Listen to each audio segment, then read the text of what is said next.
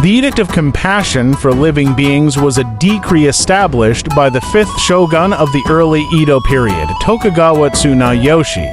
As the name suggests, the edict aimed to show compassion towards all living beings, encompassing animals, infants, and the sick and injured, as mandated by a series of laws and regulations. This policy aimed to protect abandoned children, the sick, the elderly, and animals. It extended its coverage to include animals such as dogs, cats, birds, fish, shellfish, and insects. While fishing was permitted, ordinary citizens were also allowed to purchase fish. Tsunayoshi's policy of compassion for living beings was intended to instill benevolence among his people.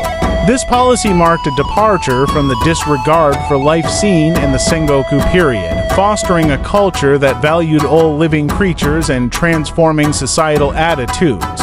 With a passion for scholarship, Tsunayoshi founded Confucian schools and even taught classes on Confucianism himself. As the generations scarred by the Sengoku period dwindled, the populace began to enjoy a more stable existence.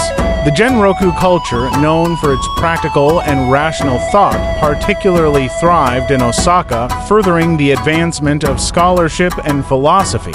Yet, Tsunayoshi grappled with issues such as abandoned children and dogs, a vestige of the Sengoku period that persisted due to economic strains. Deeply influenced by Confucianism, he aimed to fundamentally shift societal perspectives. While his policies seemed advantageous initially, they were deemed harmful laws of the land by his contemporaries, significantly affecting the lives of commoners. The term harmful law of the land was applied to Tsunayoshi's policies due to their extreme provisions. One particularly notable aspect was the policy regarding the protection of dogs. In the streets of Edo, stray dogs were common, and some were even killed for activities like falconry by samurai. Tsunayoshi implemented measures to safeguard dogs, imposing death penalties on those who harmed them and establishing protective policies. He went as far as creating a dog registry and constructing a large facility called Okakoi for their protection, housing as many as 80,000 to 100,000 dogs at times. Additionally, the facility utilized luxurious items that ordinary citizens couldn't afford, funded by taxes, which stirred resentment among the populace. This law extended to other animals as well. A permit was necessary from the shogunate to own goldfish.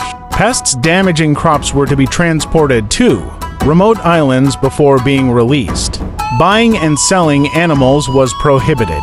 Strict regulations such as fanning away mosquitoes instead of killing them or enduring their bites were enforced.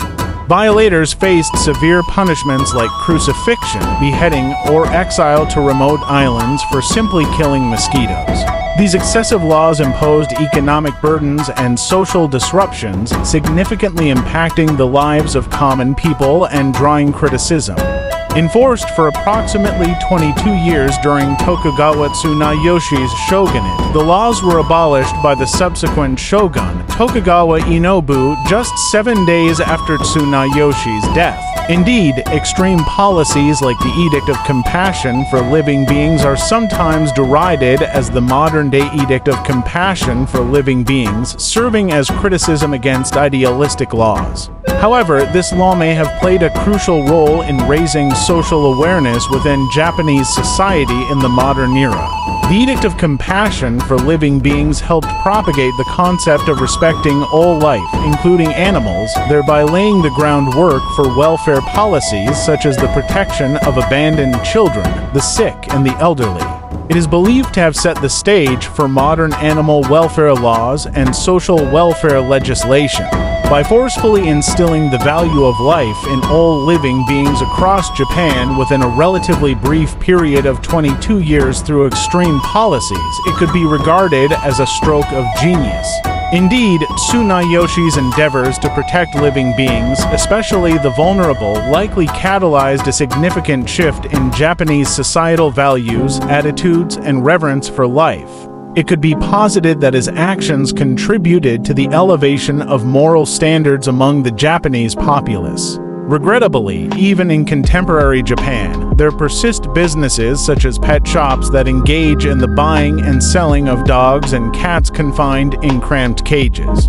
This practice contravenes animal welfare principles and ethical responsibilities, disregarding the lessons imparted during the Edo period. Establishing improved environments and living conditions for animals is imperative, and fostering awareness among consumers and stakeholders regarding responsible pet ownership and procurement constitutes a vital imperative for the future.